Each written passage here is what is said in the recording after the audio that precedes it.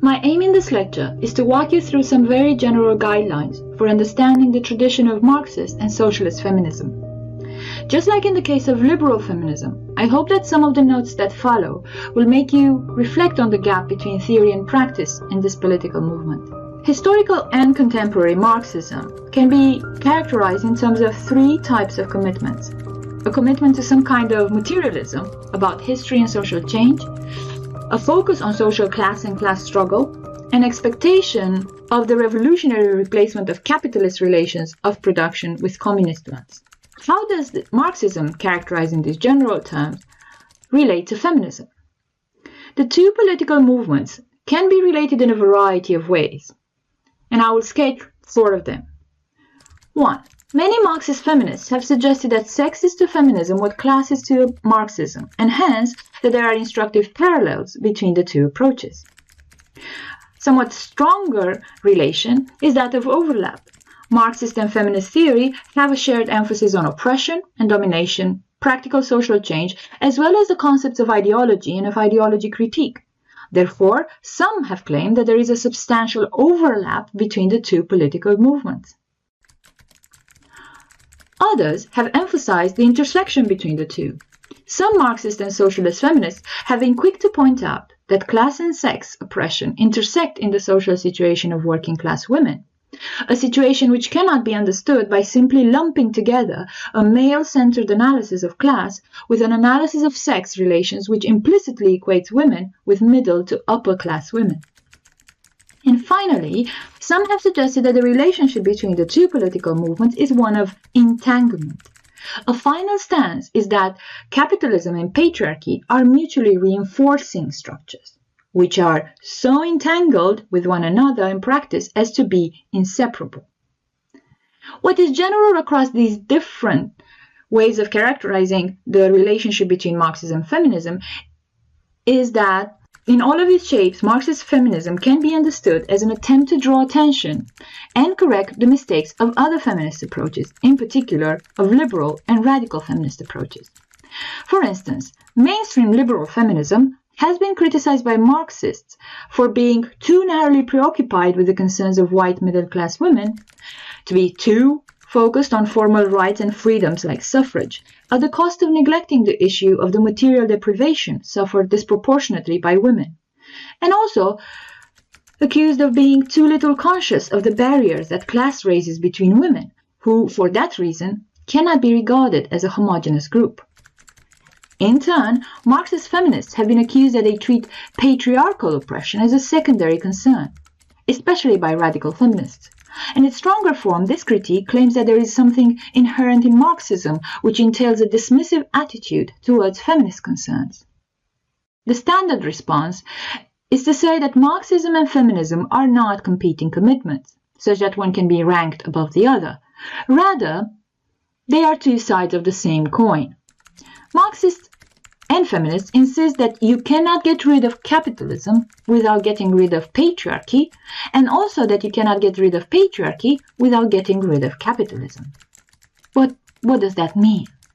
The statement you can't get rid of capitalism without getting rid of patriarchy can mean either of two things. One, that if you get rid of capitalism, patriarchy cannot fail to dissolve, as if by magic. Or it can mean that getting rid of patriarchy is a precondition or necessary part of the process of getting rid of capitalism. But whichever interpretation one prefers, Marxist feminists still have to specify what would be the practical measures and struggles that need to be set into motion to achieve these general goals. Can we find any suggestions in the history of Marxism? If you remember, according to the Marxian doctrine, work is central in the creation of human nature itself and human self-understanding. This means that the changing historical relations between human work and nature, as well as the relations humans have to each other in the production and distribution of goods, construct human nature differently in different historical periods. And here is where the Marxian doctrine meets the Foucauldian one. But on the Marxian side, the labor theory of value was also supposed to capture these insights at the economic level. Marxists in general focus their analysis on capitalism in which the so-called logic of profit drives the bourgeois class into expanding markets. Both Marx and his collaborator Engels have argued that turning all labor into a commodity to be bought and sold alienates workers by taking the power of production away from them, but it also collectivizes workers into factories and mass assembly lines. This provides the opportunity for workers to unite against capitalists and to demand the collectivization of property and a future socialist or communist social organization.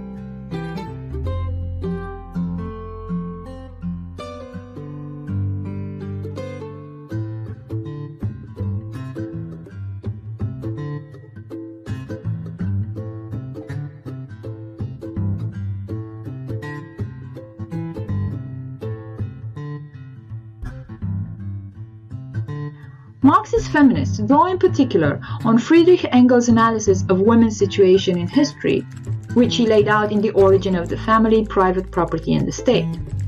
According to Engels, women are originally equal to, if not more powerful than, men in communal forms of production with matrilineal family organization. Women lose power when private property comes into existence as a mode of production. Men's control of private property and the ability to generate a surplus changes the family form to a patriarchal one where women, and often slaves, become the property of the father and husband. Engels' argument is that the rise of capitalism in separating the family household from commodity production further solidifies this control of men over women in the family when women become economic dependents of men in this male breadwinner, female housewife nuclear family form. But Engels also thinks that capitalism creates the possibility of women's liberation from family-based patriarchy by creating possibilities for women to work in wage labor and become economically independent of husbands and fathers.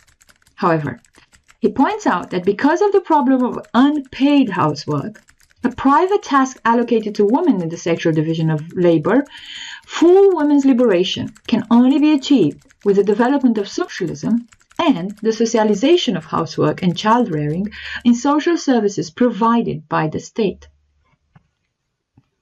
Many Marxist and socialist feminists have written about class and work as key factors in women's liberation in this tradition, but their perspectives and solutions were different. In discussing the economic and social function of housework and its relation to women's oppression, most feminists seem to agree that the underlying issue is how to handle the public-private split of capitalist societies in which women's reproductive functions have either limited their work to the home or created a second shift problem of unpaid housework and childcare as well as waged work. However, the proposed solutions of Marxist and socialist feminists to these issues are different.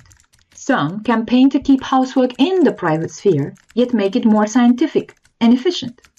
Others claim that the solution was to socialize it by bringing it into the public sphere.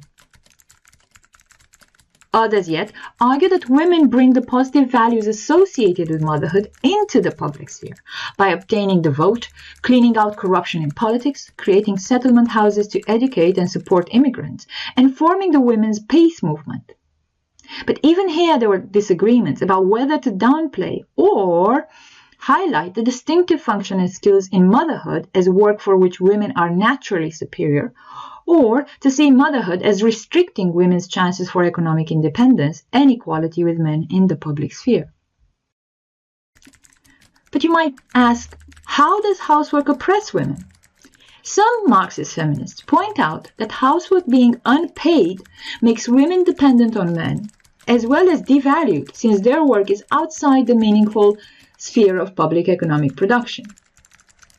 This can be found in Silvia Frederici's work, Caliban and the Witch, or Marxism and the Oppression of Women. Others go further and say that while this is part of the problem, women's housework plays a key role in the social reproduction of capitalism.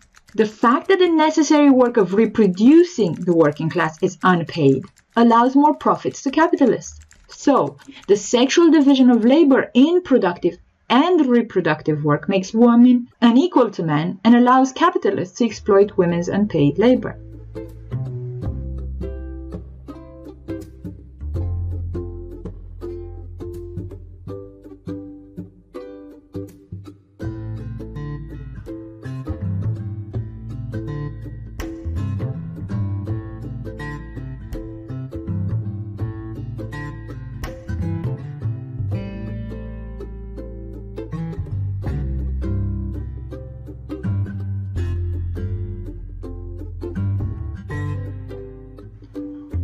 What are some of the possible solutions proposed to the household debate? One solution was to take all household activity that could also be done by wage labor, nannies, domestic servants, gardeners, and so on, as work, and figure its comparable wealth by the wage labor necessary to replace it.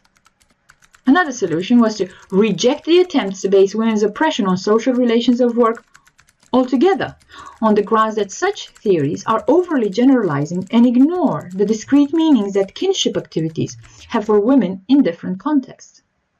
Another solution was to claim that those doing the household activity should have the decisive say as to whether their activity counts as work or not. That means whether it counts as labor necessary to promote human welfare. Finally, another general solution was based on the argument that since human care involved in taking care of children and elders creates a public good, it should clearly be characterized as work, and those who are caretakers, primarily women, should be fairly compensated for it by society and the state.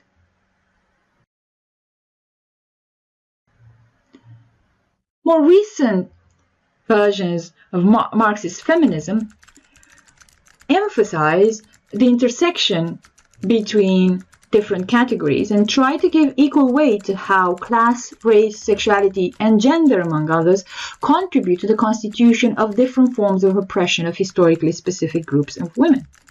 This is in part a response to the general criticism raised against Marxist feminism that they treat class as the main category generating all types of social gender injustices.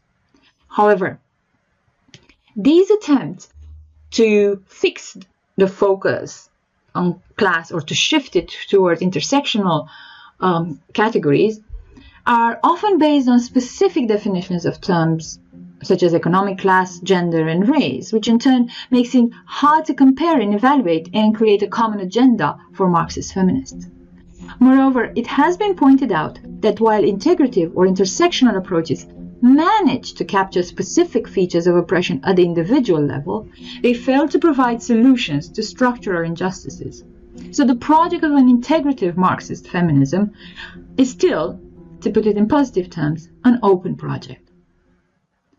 Recognizing that the differences between economic class and sex class matter in both theoretical and practical movements for women's rights, some have claimed that there are no women's interests in the abstract that can unify women in political struggle. Instead, another distinction has been introduced to capture the type of political movement that can be organized around the idea of Marxism and feminism. So Maxime Molineaux argued that women have both practical gender interests and strategic gender interests. She defines practical gender interests as those that women develop because of the sexual division of labor, which makes them responsible for the work of sustaining the physical and psychological well-being of children, partners, and relatives through caring labor. Such practical gender interests, because they tie a woman's conception of her own interest as a woman to those of her family, support women's popular movements for food, water, child and healthcare, even defense against state violence, and will turn out to ally them with the economic class interests of their family. Strategic gender interests, on the other hand, may ally women across otherwise divided economic class interests, since they are those like rights against physical male violence and reproductive rights, which women have as a sex class to eliminate male domination. So, women might have a common formal interest in votes for women, gender parity demands, and other mechanisms which allow women a way to develop a collective political voice, even though their content interests, that is, their specific needs and priorities, may vary by race, economic class, ethnicity, education, and so on. This idea has led some feminists to argue that commonalities in women's gendered work can create a cross-class base for demanding a collective political voice for women, a transnational feminism which creates a demand for women's political representation, developing the platform of women's human rights as women and as workers.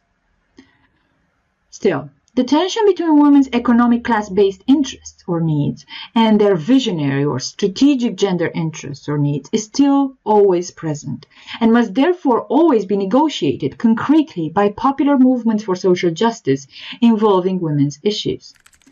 Molyneux used her distinctions between practical and strategic gender interests to distinguish between, for instance, the popular women's movement in Nicaragua based on demands for economic justice for workers and farmers against the owning classes, demands such as education, health and maternity care, clean water, food and housing on the one hand, and the feminist movement which emphasized the fight for legal abortion, fathers' obligation to pay child support to single mothers, and rights against rape and domestic violence.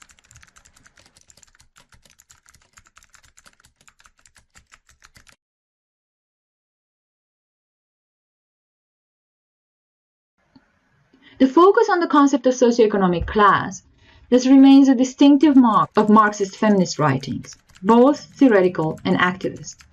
The focus on class is also backed up by a series of empirical studies which support the claim that class distinctions are still important for women in their daily lives as a way to compare and contrast themselves with other women and men, even if they do not use the concepts of working class or capitalist class.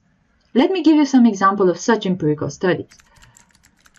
Barbara Ehrenreich focused her empirical studies on the lives of women working for minimum wages and found their issues to be quite different from and ignored by middle and upper class women. Diane Ree did an empirical study of women from manual labor family backgrounds and their relation to the schooling of their children, and discovered that they use a discourse that acknowledges class differences of educational access and career possibilities, even though it does not specifically define these by class per se.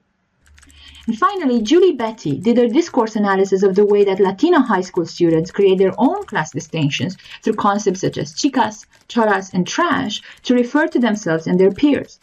These categories pick out girls as having middle class, working class, or poor aspirations by performance indicators such as dress, speech, territorial hangouts, and school achievement, while never mentioning class by name. Theoretical and practical debates about the relation of women to class and work, and the implication of these relations for how one understands women's oppression, as well as for other forms of social domination, continue to fuel investigations of gender identities, roles, and powers in the field of women and gender studies, as well as in history, sociology, anthropology, and economics. But the ideal of a unified Marxist or even socialist feminist theory seems problematic for a number of reasons. Such a theory would have to be a total social theory. It will also have to be thoroughly historical, avoiding general explanations that claim to apply to society across time. It must also be materialistic in line with the Marxian doctrine, connecting all ideological, psychological, and attitudinal features of patriarchy to social structures and material modes of production. And finally, it must commit to the idea that class and sex dominations are inextricably connected. A consensus over all of these features has not and doesn't seem to be forthcoming among Marxist and social feminists, which puts into question the practicality of obtaining an integrated intersectional Marxist theory.